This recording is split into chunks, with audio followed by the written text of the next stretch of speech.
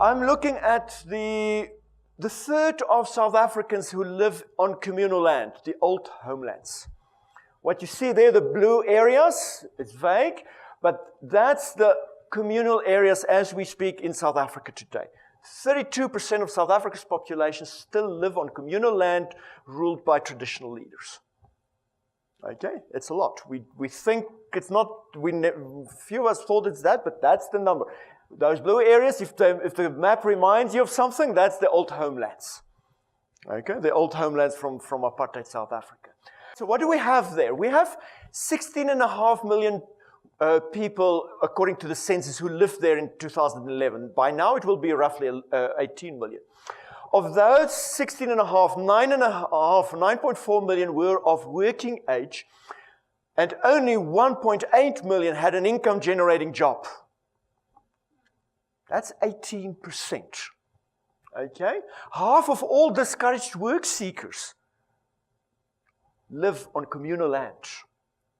Okay? So that is one of the big problems in South Africa. I argue that the poverty that we see there is because we have not done what the Constitution told us to do in 1996, and that is to deal with tenure rights on communal land.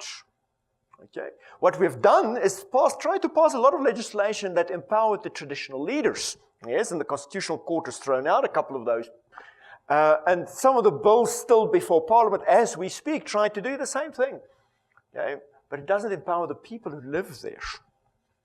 I think there's a patronage relationship there between the ruling party and the chiefs. How do we solve that? Because getting it right means what do we do about it? Okay, so in the literature you would see that usually there are a couple of options. The one that is sort of very commonly talked about is individual titling, and you'll see the name of Hernando de Soto mentioned a lot here. The problem with individual titling is that the people who live on that land have overlapping use rights. In other words, I can have this land and I can plant my maize here. I harvest it, and then after that, your cows come and graze there. In the meantime, all of us can collect food, water, wood, etc. from the same land. We live on the land.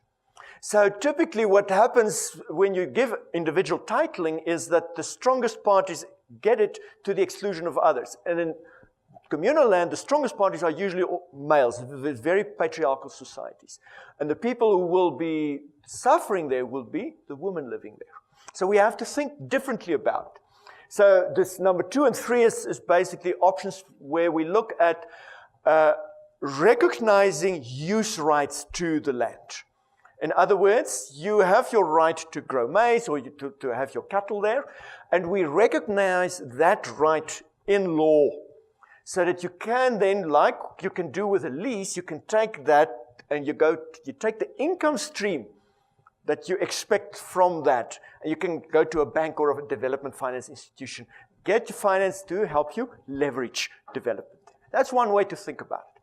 The other thing, of course, is, very often what we've seen with a lot of restituted land and the creation of CPAs, communal property associations, and so on, is that the government gives the land and then they disappear.